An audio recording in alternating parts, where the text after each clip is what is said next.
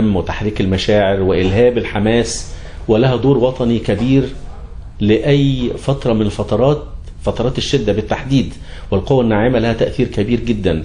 عبد الحليم حافظ في أيام الثورة أطلق على أغانيه مدفعية الثورة الثقيلة، وكان في حرب أكتوبر أيضا دور كبير وهام لقوة ناعمة، منها الفنانين ومنها الملحنين بالتحديد. ونذكر يمكن برنامج في البرنامج العام اسمه صباح الورد كان يتحدث عن دور بليغ حمدي ووردة الجزائرية، دورهم لما ذهبوا إلى ماسبيرو وصمموا أن هم يدخلوا رغم الحالة القصوى في تأمين هذا المبنى لتلحين وغناء وإذاعة أغاني لحرب أكتوبر، للوقوف بجانب الدولة وجانب الجنود وجانب الجماهير.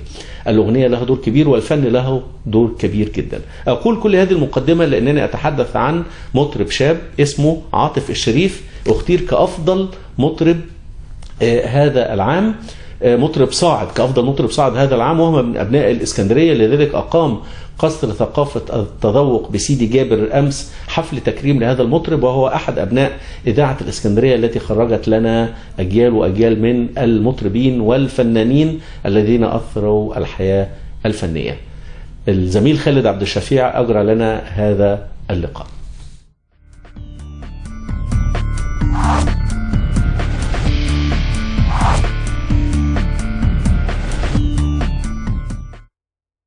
فقرة جديدة في برنامج الإسكندرية اليوم. الإسكندرية ولادة بنجوم الطرب الأصيل، قدمت كوكبة من نجوم على مر العصور. ظهر خلال هذه الآونة صوت جديد شجي، وهو المطرب الصاعد عاطف الشريف، وله صولاته وجولاته خلال الآونة الأخيرة في الطرب الوطني الذي أطرب المواطن المصري والسكندري على وجه الخصوص. نلتقي مع المطرب السكندري الأستاذ عاطف الشريف.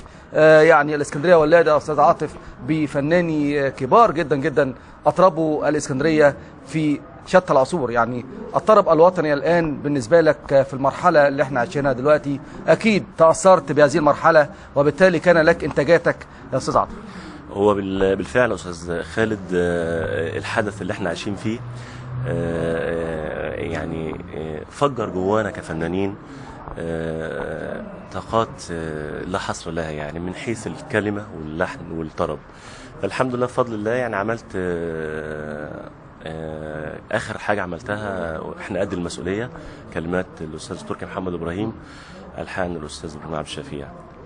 كان ليك تكريم قريب يا أستاذ عاطف من خلال المواقع الإلكترونية، تابعنا التكريم اللي أنت نلته والشهادة اللي حصلت عليها. تكلمنا عن تكريمك خلال اليومين السابقين. هو بصراحة هو اللي قام بالتكريم الأستاذ محمد روتيل، اللي هو راعي تقريبا التكريم في اسكندرية كلها. يعني هي كانت لمسة ولفتة جميلة منه ان هو جمع كل مطربين اسكندرية في المكان قصر الشاطبي وكرم كل الفنانين، وكان يعني كانت لفتة جميلة قوي قوي، وجمع كل المطربين القدامى، الأستاذ إبراهيم الملاح ونادر زغلول، وكان على رأسهم طبعا فنان القدير إبراهيم عبد الشفيع وكوكا وفا وإكرام. كل الناس دي الحمد لله هو يعني إنسان خلوق وإنسان فاضل، إن هو كانت هذه اللفتة منه. يعني أكيد هذا التكريم ترك أثر طيب جواك كفنان سكندري أصيل. نتمنى لك طبعا كل التوفيق في المرحلة القادمة وأن تصل إلى الشهرة الكبيرة على مستوى جمهورية مصر العربية. يعني يا ريت دلوقتي نسمع جزء من أحدث أغانيك والتي تمس الحب الوطني لمصر الحبيبة. آخر حاجة زي ما قلت لحضرتك هي إحنا قد المسؤولية، كلمات التركي محمد إبراهيم، ألحان إبراهيم عبد الشفيع.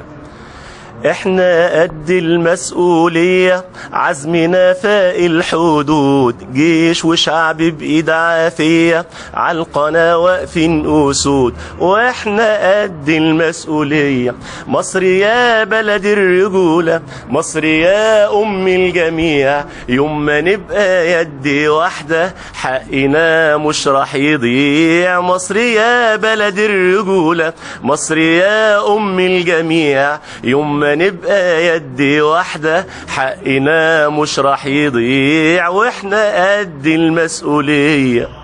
الله يا أستاذ عاطف، نتمنى لك التوفيق في ما هو قادم. طموحك للمرحلة القادمة في نبذة سريعة، ماذا أتمنى أستاذ عاطف شريف لي وللفن المصري بصفة عامة؟ أتمنى لكل فنانين اسكندرية إن هم يظهروا، لأن كفاهم يعني مش عارف أقول لحضرتك إيه، يعني كفانا إن ما يسلطش ضوء علينا.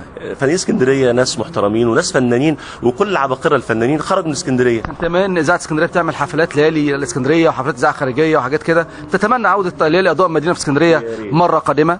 يا ريت أستاذ خالد، حتى يعني المواهب تظهر والفنانين اسكندرية يظهروا بشكل لائق إن شاء الله. بهذه الموهبة الكبيرة بالفعل في الآونة الأخيرة في الاسكندرية، المطرب الصاعد الأستاذ عاطف شريف، نختتم هذه الفقرة في برنامج الاسكندرية اليوم.